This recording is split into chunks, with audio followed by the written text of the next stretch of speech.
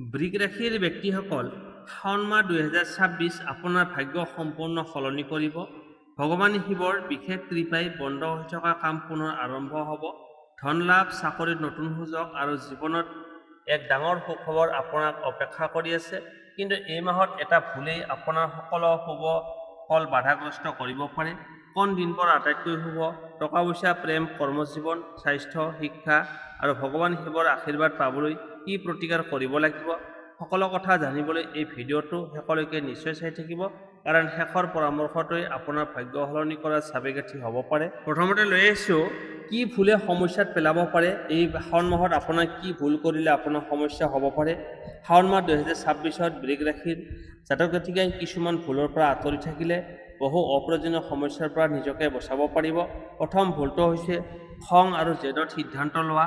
এই মাহত আৱেগ বা খঙৰ বশৱৰ্তী হৈ লোৱা সিদ্ধান্তই সম্পৰ্ক, চাকৰি আৰু ব্যৱসায়ত ক্ষতি আনিব পাৰে।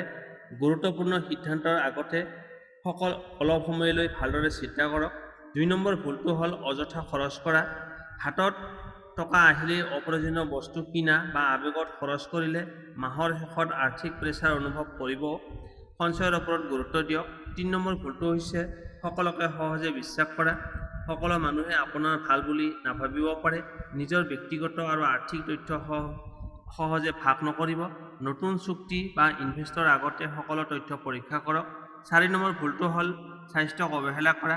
অতিৰিক্ত কাম, কম টোপনি আৰু অনিয়মীয়া খাদ্যৰ অভ্যাসে শৰীৰ দুৰ্বল কৰি তুলিব পাৰে। সময়মতে ৰেষ্ট লোৱা আৰু সুষম আহাৰ গ্ৰহণ কৰক। 5 নম্বৰ ভুলটো হৈছে শাওণ মাহৰ আধ্যাত্মিক দিশৰ সম্পূৰ্ণ উপেক্ষা কৰা। যিসকলে বিশ্বাস কৰে তেওঁলোকৰ বাবে এই মাহত ভগৱান শিৱৰ উপাসনা, প্ৰাৰ্থনা বা ধ্যান ধাৰণাই মানসিক শান্তি আৰু আত্মবিশ্বাস বৃদ্ধি কৰিব। ইয়াক কেৱল আনুষ্ঠানিক বুলি নাভাবি আন্তৰিকতাৰে পালন কৰিলে মন শান্ত থাকিব। বিশেষ সতৰ্কবাণী, এই মাহত লোভ, খৰধৰ আৰু অহংকাৰ, এই তিনিটাই কথাই আপোনাৰ বাবে আটাইতকৈ ডাঙৰ বাধা হ'ব পাৰে। ধৈৰ্য, নম্ৰতা আৰু বিচক্ষণতাৰে আগবাঢ়িলে বহু সমস্যাৰ পৰা আঁতৰি থাকিব পাৰিব আৰু নতুন সুযোগক সঠিকভাৱে ব্যৱহাৰ কৰিব পাৰিব। এতিয়া আহিছোঁ ধন সম্পত্তি। শাওণ মাহত আপোনাৰ ধন সম্পত্তিৰ ক্ষেত্ৰত কেনেকুৱা পৰিস্থিতি থাকিব? শাওণ মাহ 2026 বৃগ ৰাশিৰ লোকসকলৰ বাবে আৰ্থিক দিশত লাহে লাহে উন্নতিৰ সংকেত কঢ়িয়াই আনিব। বহুদিন ধৰি বন্ধ হৈ থকা কোনো ধন, বকেয়া পৰিশোধ, নতুন ইনকামৰ উৎস সুযোগ দেখা দিব। কিন্তু এই মাহত টকা পইচাৰ ক্ষেত্ৰত বিচক্ষণতাই আপোনাৰ আটাইতকৈ ডাঙৰ শক্তি হ'ব। যিসকলে চাকৰি কৰে তেওঁলোকৰ ইনকাম স্থিৰ থাকিব পাৰে আৰু অতিৰিক্ত দায়িত্বৰ ফলত কিছু আৰ্থিক লাভ বা ভৱিষ্যতৰ উন্নতিৰ পথ মুকলি হ'ব।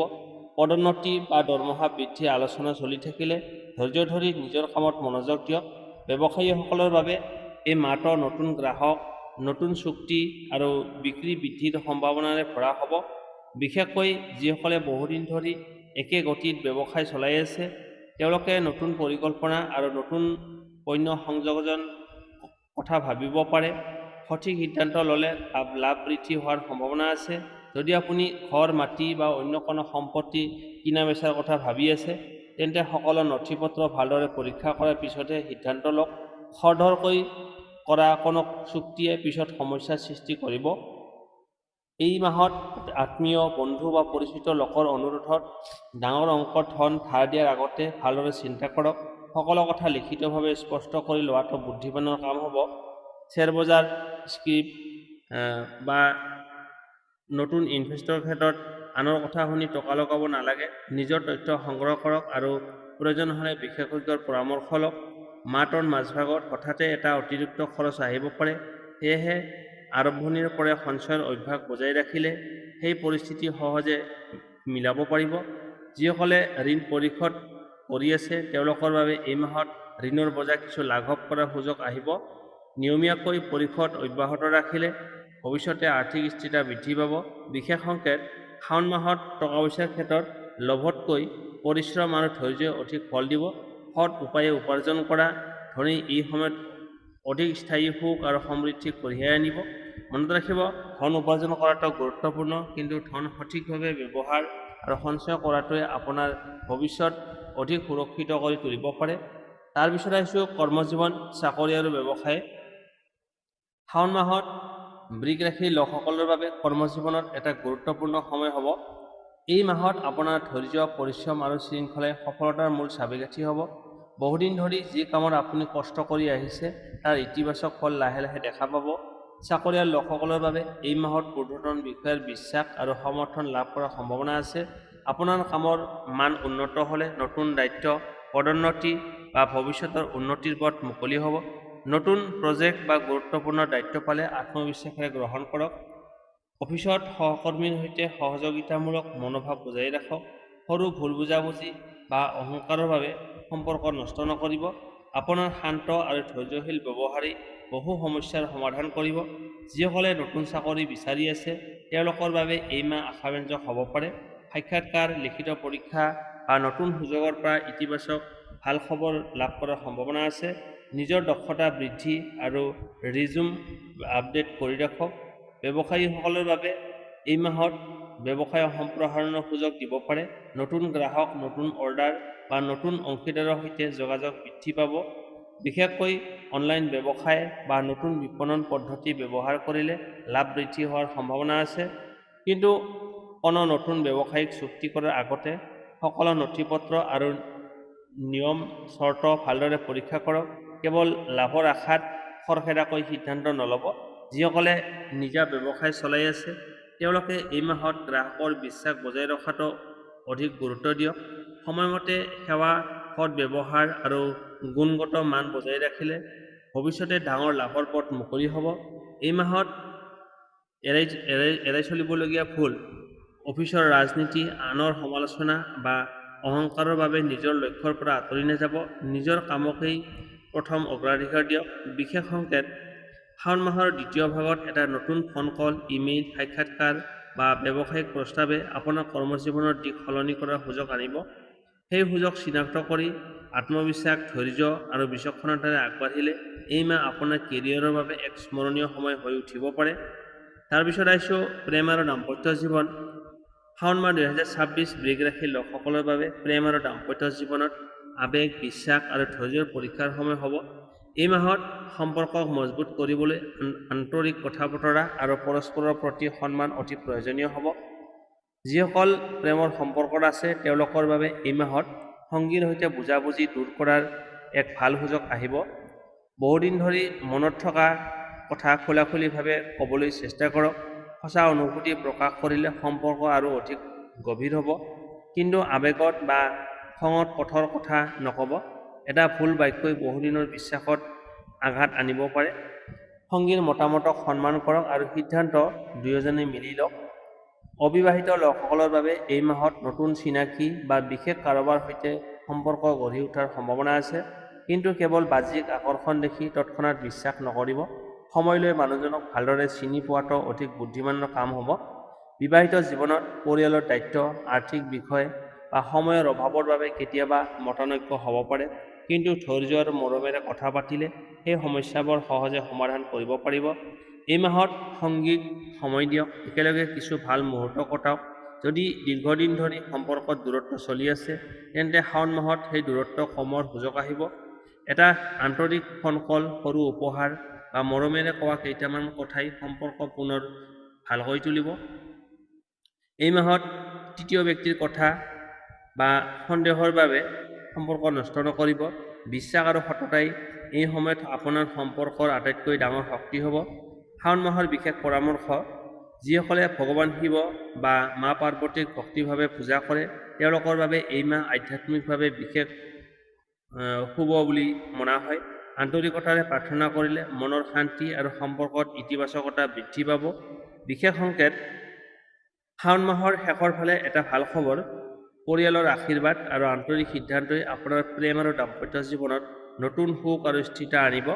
ধৈৰ্য, বিশ্বাস, সন্মান আৰু ভালপোৱাক অগ্ৰাধিকাৰ দিলে এই মাহ আপোনাৰ সম্পৰ্কৰ বাবে স্মৰণীয় হৈ উঠিব পাৰে।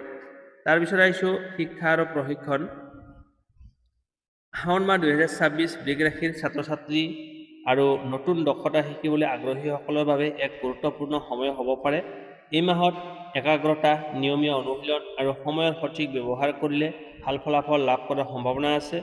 যিসকল বিদ্যালয়, মহাবিদ্যালয় বা বিশ্ববিদ্যালয়ত অধ্যয়ন কৰি আছে তেওঁলোকে পঢ়া-শুনাৰ ওপৰত সম্পূৰ্ণ মনোযোগ দিয়ক। আৰম্ভণিতে অলপ অসুবিধা অনুভৱ হ'লেও মাহৰ মাজভাগৰ পৰা বিষয়বোৰ সহজে বুজিবলৈ আৰম্ভ কৰিব।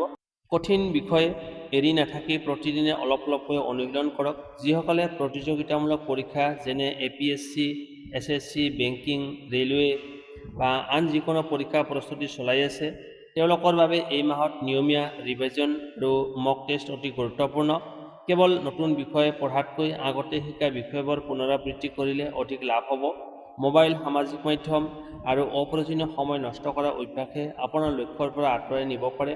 সেয়েহে এটা দৈনিক পঢ়াৰ সময়সূচী তৈয়াৰ কৰি সেই অনুসৰি আগবাঢ়ক।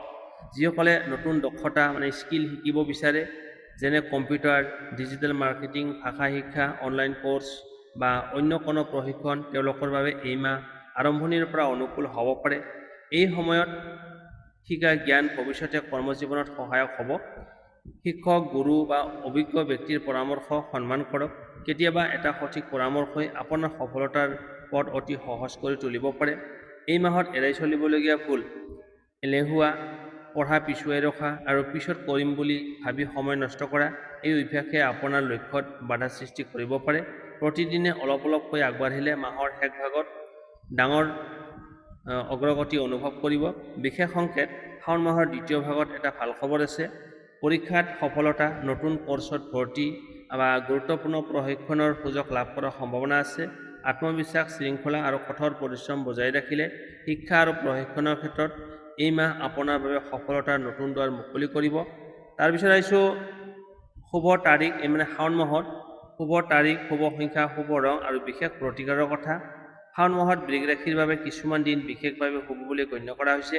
এই দিনবোৰত গুৰুত্বপূৰ্ণ কাম আৰম্ভ কৰা, নতুন পৰিকল্পনা কৰা বা পূজা পাঠত অংশগ্ৰহণ কৰিলে মনত আত্মবিশ্বাস বৃদ্ধি পাব।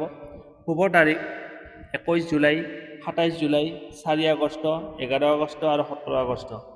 শুভ সংখ্যা হৈছে 6, 8 আৰু 9। এই সংখ্যাবোৰে আপোনাক ধৈৰ্য, স্থিৰতা আৰু ইতিবাচক চিন্তাৰে আগবাঢ়িবলৈ অনুপ্ৰাণিত কৰিব পাৰে। শুভ ৰং: বগা, সেউজীয়া আৰু গোলাপী। এই ৰঙৰ পোছাক বা সৰু বস্তু ব্যৱহাৰ কৰিলে মন শান্ত ৰাখিবলৈ আৰু আত্মবিশ্বাস বৃদ্ধি কৰাত সহায়ক বুলি বিশ্বাস কৰা হয়। শাওণ মাহৰ বিশেষ প্ৰতিকাৰ: শাওণ মাহত প্ৰতিটো সোমবাৰে ভগৱান শিৱক বিশুদ্ধ পানী বা গাখীৰ অৰ্পণ কৰি বেলপাত নিবেদন কৰক। ভক্তিভাৱে ওম নমঃ শিৱায় এই মন্ত্ৰটো 108 বাৰ জপ কৰিবলৈ চেষ্টা কৰক। সামৰ্থ্য অনুসৰি দৰিদ্ৰ ব্যক্তিক বগা বস্তু যেনে চাউল, চেনি, গাখীৰ, ফল-মূল দান কৰিলে পুণ্য হ'ব। প্ৰতিদিনে সন্ধিয়া ঘৰত ঘিউৰ চাকি জ্বলাই ভগৱান শিৱ বা মা পাৰ্বতীৰ ওচৰত পৰিয়ালৰ সুখ, শান্তি আৰু সমৃদ্ধিৰ বাবে আন্তৰিক প্ৰাৰ্থনা কৰক। বিশেষ সতৰ্কবাণী: এই মাহত মিছা কথা কোৱা, অহংকাৰ, খং বা অযথা তৰ্কৰ পৰা আঁতৰি থাকিবলৈ চেষ্টা কৰক। ধৈৰ্য, সততা আৰু নম্ৰতা বজাই ৰাখিলে বহু বাধা সহজে অতিক্ৰম কৰিব পাৰিব।